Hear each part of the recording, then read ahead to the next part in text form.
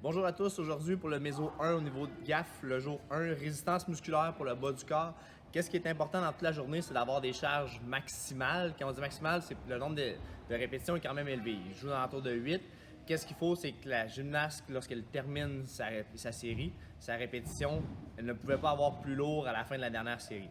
Par exemple, A1, A2, ils vont ensemble, B1, B2 vont ensemble, C1 est tout seul, D1 est tout seul. De là, séparez votre groupe pour avoir une gang qui commence au A, une autre partie qui commence au B, et à la fin, tout le monde ensemble pour les box jumps, tout le monde ensemble pour le finisher. Cathy va nous faire les démonstrations. Première partie, A1 au niveau du back squat, donc la barre derrière la tête sur les trapèzes. Qu'est-ce qui est important? Elle va nous faire 2 répétitions, théoriquement c'est 8.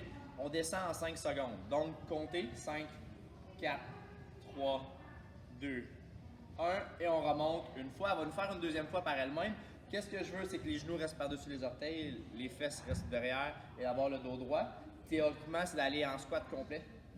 D'aller en squat complet et de pouvoir avoir la charge la plus lourde possible pour faire les 8 répétitions, que ça soit difficile de se rendre à 8. Immédiatement après, on prend des poids, des dumbbells dans chaque main. On va porter le genou au sol pour aller en lunge. On en fait 20. Aujourd'hui, on va nous en faire 4, donc 2 par jambe. On alterne de jambes. Le genou doit toucher le sol et avoir l'autre genou à 90. Ces deux-là ensemble, on prend un petit repos et on recommence ça 4 fois. La deuxième série, le B, on commence avec Romanian Deadlift. La barre doit être le plus près possible du corps, le dos bien droit, les épaules derrière. Les jambes presque tendues, vous avez le droit à 15-20 degrés dans les genoux. On descend en 5 secondes, c'est parti, 5, 4, 3, 2, 1. On ouvre les hanches, on serre les fesses en haut. Elle va nous en faire un deuxième. Qu'est-ce qui est important, c'est que vous gardiez que la barre reste proche, le dos reste vraiment droit et que les fesses reculent comme qu'elles viennent de le faire et non se pencher le dos rond. Quand les 8 sont faits avec la charge la plus lourde possible, vous prenez soit des petites anneaux ou idéalement les TRX. Couchez sur le dos, les bras tendus aux oreilles, les pieds dans les TRX. Hanche ouverte, on amène talon fesses, on squeeze les fesses 1, 2, on relonge les pieds. On revient, squeeze les fesses 1, 2, on retourne les deux jambes en même temps pour 10 répétitions. Excellent. Donc, même chose pour cette partie-là, on fait 4 fois, 4 séries.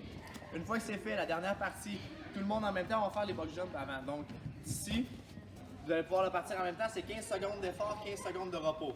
Le maximum de répétitions en rebondissant, mettez-vous sur le rod si vous pouvez, mettez-vous sur un sol sinon, quelque chose comme ça. Idéalement, pas sur la piste de saut pour être capable d'avoir un effet pliométrique ou qu'on va diminuer les chances de périostite.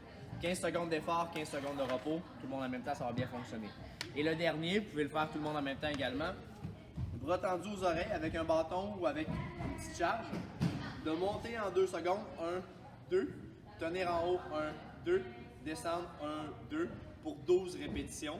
De vraiment engager bas du dos, fessier, ischio derrière la cuisse et de garder l'épaule fixe du début à la fin. Donc, vous pouvez les mettre en équipe de 2, voire cycler au complet, qui fassent leurs 12 répétitions en alternance.